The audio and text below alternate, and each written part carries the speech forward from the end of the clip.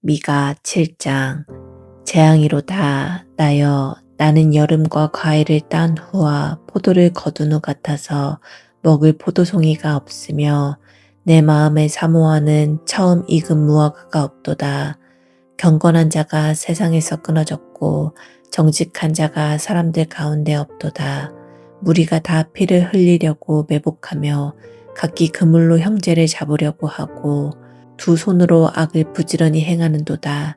그 지도자와 재판관은 뇌물을 구하며 권세자는 자기 마음의 욕심을 말하며 그들이 서로 결합하니 그들의 가장 선한 자라도 가시 같고 가장 정직한 자라도 찔레의 울타리보다 더하도다.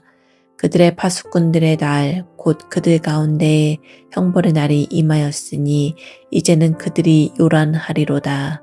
너희는 이웃을 믿지 말며 친구를 의지하지 말며 내 품에 누운 여인에게라도 내 입의 문을 지킬지어다.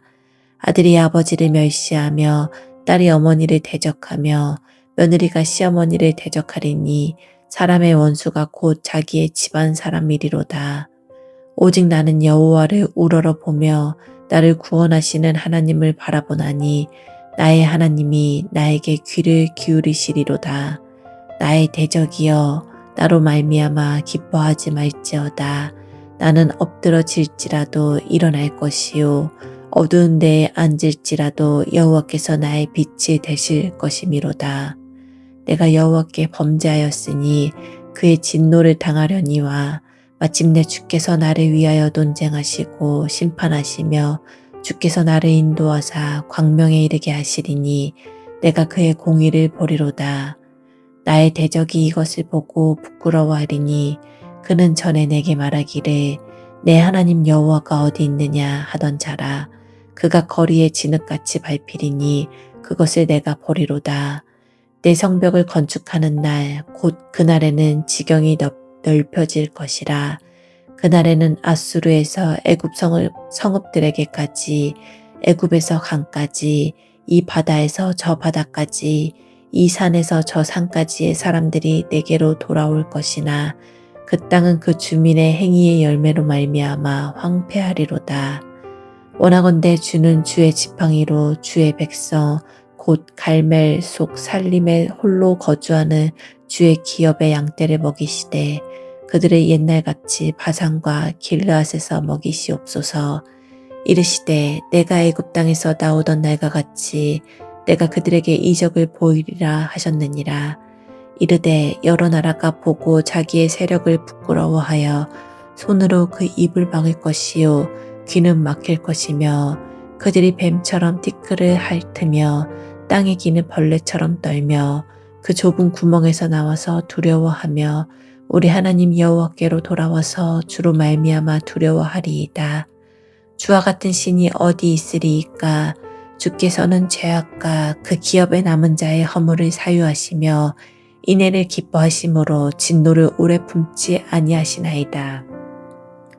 다시 우리를 불쌍히 여기셔서 우리의 죄악을 발로 밟으시고 우리의 모든 죄를 깊은 바다에 던지시리이다. 주께서 옛적에 우리 조상들에게 맹세하신 대로 야곱에게 성실을 베푸시며 아브라함에게 인애를 더하시리이다. 아멘. 오늘 함께 읽은 미가 7장은 미가서의 결론 부분입니다. 이스라엘 백성들의 죄악과 그에 따른 심판, 그리고 하나님의 자비와 회복의 메시지를 담고 있습니다. 미가는 자신과 동시대 사람들의 도덕적 타락과 신앙적 부패를 한탄하고 있습니다. 이는 당시 남유다가 직면한 사회적, 종교적 혼란을 반영한 것입니다. 지도자로부터 일반 백성들까지 모두가 죄 가운데 빠져 있었음을 시사하고 있습니다. 그래서 미가는 죄악으로 인해 하나님의 심판이 가까이 다가오고 있음을 경고하지만 동시에 회복과 희망도 제시하고 있습니다. 그는 계속적으로 하나님께서 신실하시다는 것을 강조하시며 하나님께서 당신의 백성을 버리지 않으시고 궁극적으로는 구원으로 이끄실 것이라는 것을 확신시킵니다. 여기서 미가가 바라보고 있는 회복은 단순한 물리적인 회복이 아니라 영적인 갱신과 성숙을 의미합니다. 7장의 마지막 부분인 18절에서 20절은 이 미가서의 결론을 기록하고 있습니다. 미가는 미가서를 마무리하면서 하나님의 용서와 긍휼을 선언하고 있습니다. 특별히 18절에서 이렇게 이야기하는데요. 주와 같은 신이 어디 있으리까? 여러분, 이 표현이 좀 재미있는데요.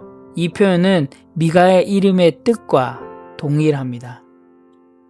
즉, 미가는 자신의 이름을 다시 한번 이야기하면서 하나님의 성품이 어떠하신지, 하나님이 어떠한 분이신지 다시 한번 부각을 시키고 있습니다. 그러면서 죄를 사하시고 인애를 기뻐하시며 죄악을 깊은 바다에 던지시는 하나님을 찬양하며 미가서를 마무리합니다. 19절에 죄악을 깊은 바다에 던지시리이다 라고 하는 이 표현은 하나님의 완전한 용서, 그리고 더 이상 그 죄를 기억하지 않으시겠다라고 하는 은혜를 표현하고 있습니다. 더 나아가서 이 표현은 예수 그리스도의 십자가의 구속을 예표하는 표현이기도 합니다. 오늘 함께 읽은 미가서 7장 말씀을 통해서 또 우리의 삶 가운데 적용해야 될 부분들을 함께 이야기 나누기 원합니다. 첫 번째로는 혼란한 세상 속에서 우리의 신앙은 하나님께로 고정돼야 한다입니다. 사실 우리 주변은 불의가 가득합니다. 매일매일 나오는 뉴스만 봐도 죄와 불의가 가득한 세상 속에서 우리는 살아가고 있습니다. 하지만 그럼에도 불구하고 우리가 흔들리지 말아야 될 것이 있는데요. 그것은 바로 우리의 시각이 어디에 고정되어 있느냐입니다. 그리고 우리 가운데 많은 것이 여전히 불안하고 혼란스럽지만 우리의 믿음의 눈은 항상 하나님께 고정되어 있어야 합니다. 거친 풍랑 가운데서도 무리를 걸은 그 베드로, 그의 눈이 하나님께로 예수 그리스도께로 향했을 때 그가 거친 풍랑 속에서도 무리를 걸어갔던 것처럼 풍랑 가운데 걸어간다 할지라도 우리의 시선이 고정되어 있다면 그 속에서 하나님이 주시는 놀라운 평안함들을 누릴 수 있음을 여러분 꼭 기억하시기 바랍니다. 오늘 하루도 여러분 가운데 일어나는 많은 일 가운데서도 하나님을 향한 그 믿음의 눈이 흔들리지 않는 정말 하나님께로 고정되는 그런 하루가 되시기를 간절히 소망합니다.